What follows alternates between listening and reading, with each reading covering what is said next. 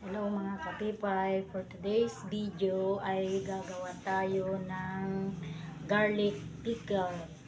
Meron ako ditong bawang at nahimay-himay ko na rin kasi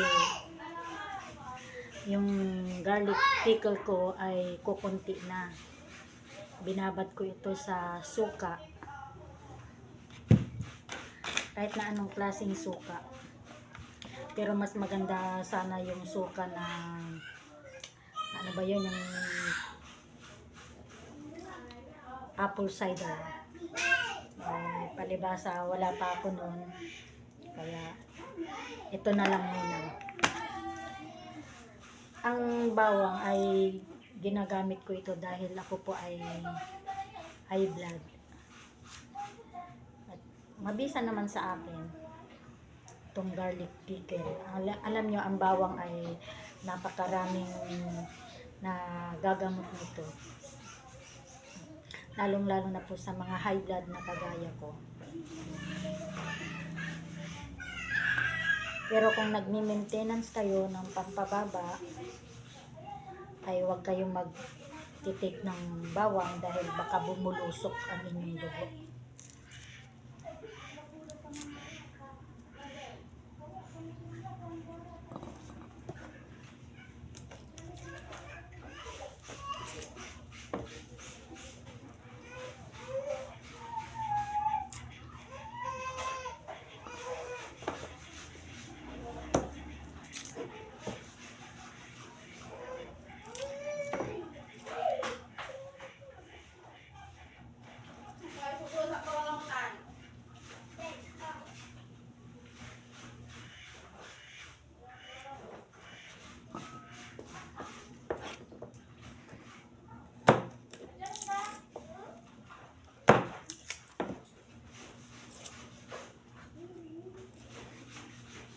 Kailangan pag magbabalat kayo ng ng bawang ay malinis ang inyong kamay kasi hindi nahuhugasan ito.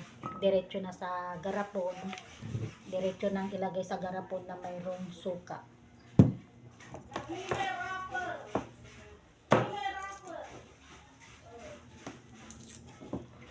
Ako mga 1 linggo lang yan nakababad. Kumakain na ako nito ng mga 4 na butil. 2 sa umaga, 2 sa gabi.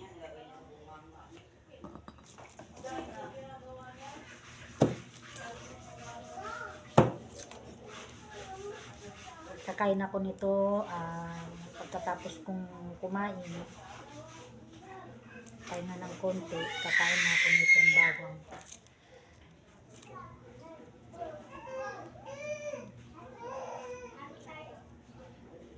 Kilala po ang bawang na ito ay antibiotic.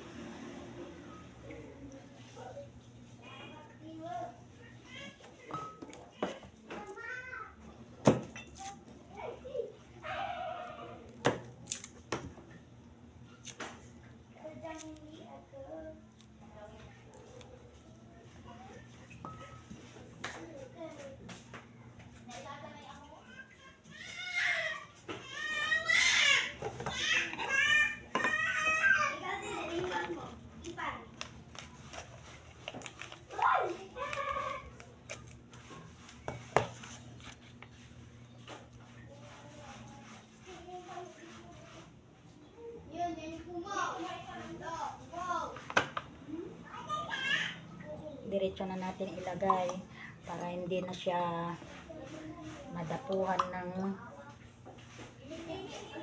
hintayin natin siyang mababad ng ilang araw.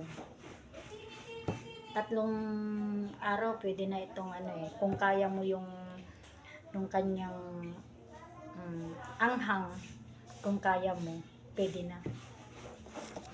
Pwede mo nang kainin ng bawang.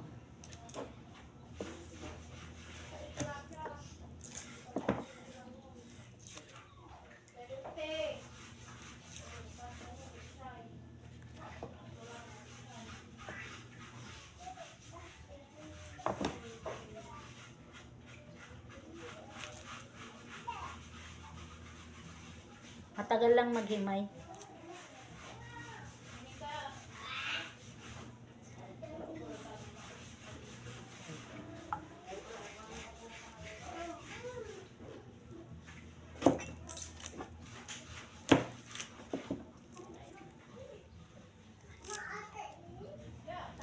Kapag ganito kalalaki naman, ang ginagawa ko ay isang butil sa umaga, isang butil din sa gabi. Pag ganito kalalaki.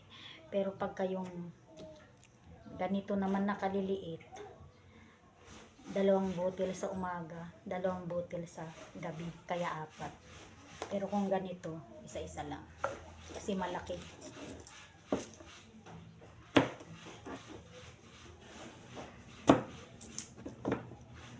Sa mga high blood na kagaya ko, ito, pwede nyong kainin.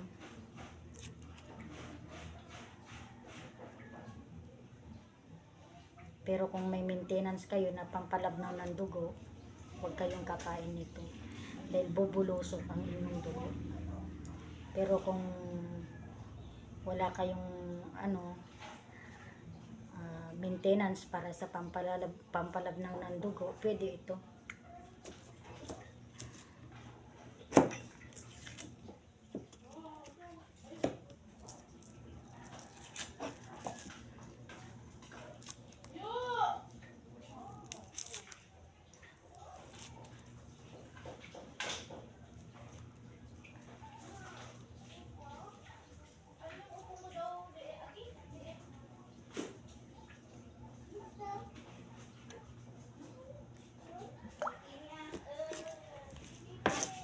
Diretso ko nang nilalagay kasi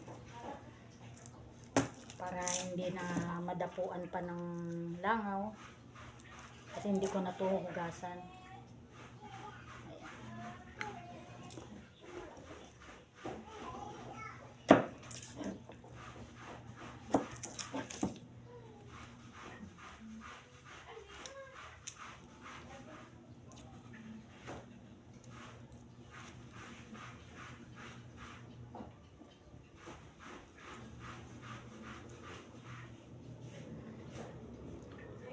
Ang hirap tanggalin yung manipis na balat niya.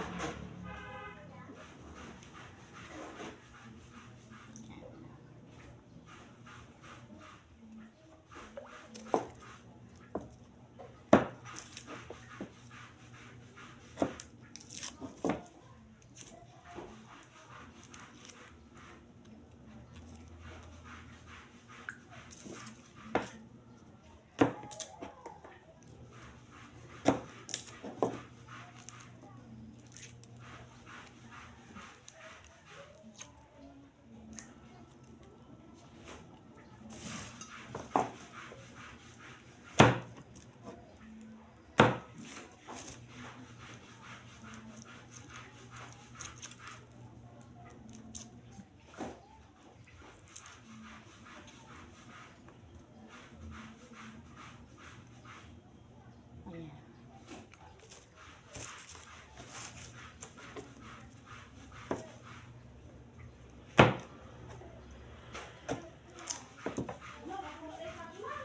Hindi kasi pare-parehas ang butil ng bawang, may maliit, may malaki.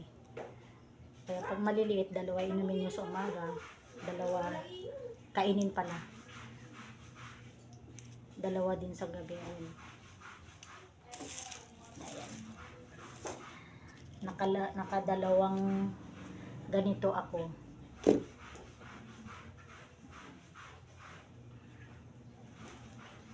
Ayan. Ibabad ko lang ito ng para hindi siya masyadong maanghang, ay mag-aantay ako ng 2 linggo.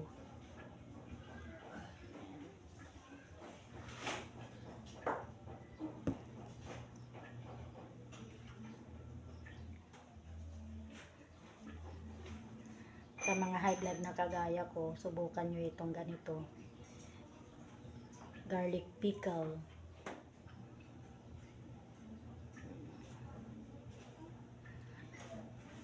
Huwag po kayong kakain nito na walang laman ang tiyan. Kailangan may laman ang tiyan yung pagkakain kayo para hindi mahapdi sa tiyan.